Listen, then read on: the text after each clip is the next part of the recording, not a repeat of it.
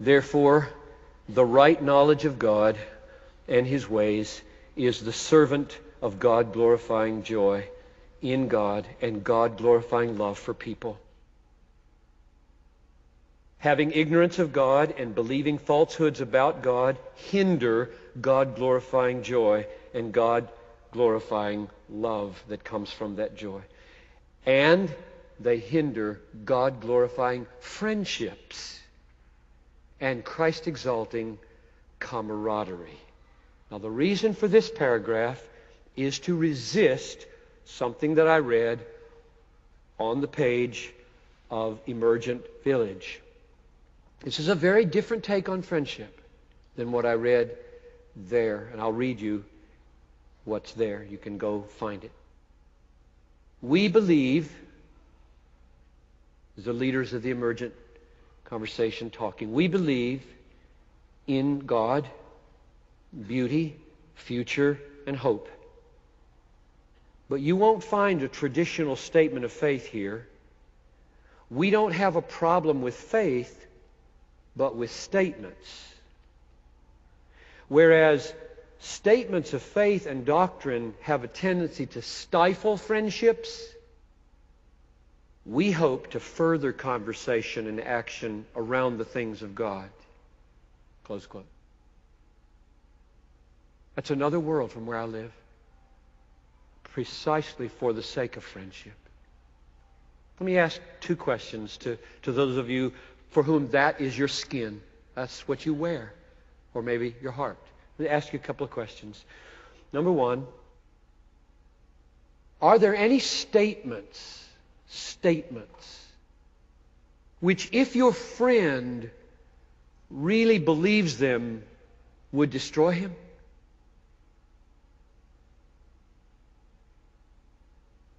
The statements like, Jesus is not God, or God is unjust, or Jesus did not die for our sins, or I don't need to trust Jesus to escape God's wrath. If there are statements that if a person really believes, would destroy your friend, then wouldn't denying those statements in his presence and writing out the alternative true statement sustain him in the friendship and not stifle it? That's my first question. Here's my second question.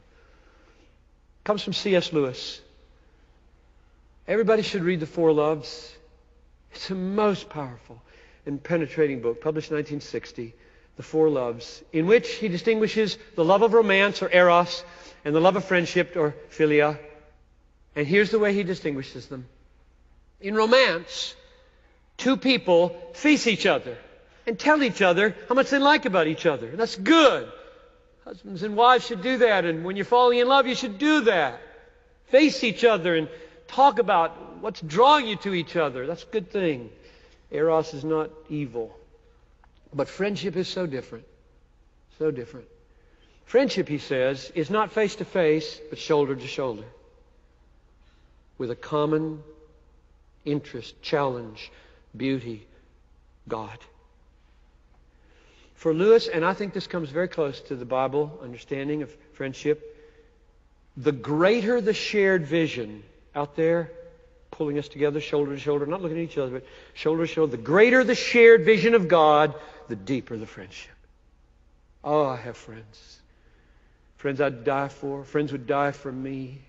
One of the reasons I hate the thought of retiring to, New Mexico, or it's not just because I hate golf and don't want to go to Punta Gorda, Florida for sure and collect shells. But the reason is because I would like my friends to bury me. I look forward to what those hospital last visits are going to be like. I don't want to die. I'd rather Jesus come. I really would. I think that's biblical. Don't want to be unclothed. I'd rather be overclothed with life. But I'm probably going to die. That's my eschatology.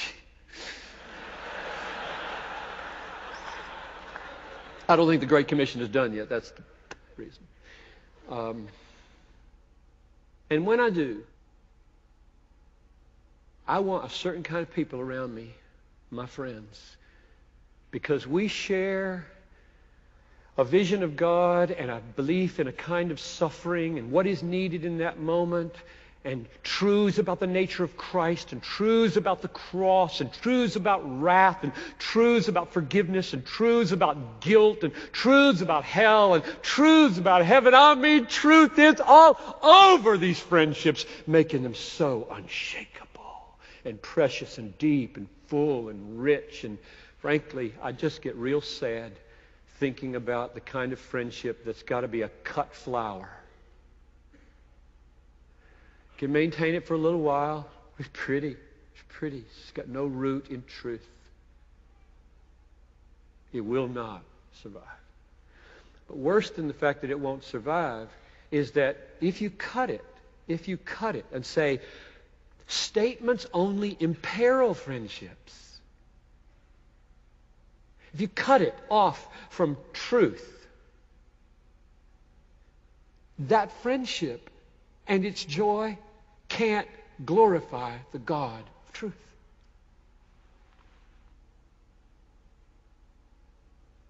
It seems to me that the emergent ethos uproots friendship from the solid ground of biblical doctrine and therefore preserves it for a very short time. I quoted yesterday, and I'm almost done. I'll quote it again here with tears. Even if an angel from heaven should preach to you a gospel contrary to the one we preach to you, let him be accursed. That's not friendship.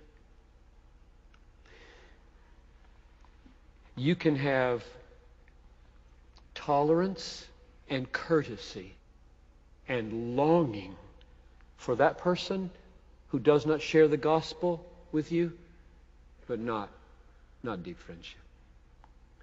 They're accursed. And you're Christ's by grace.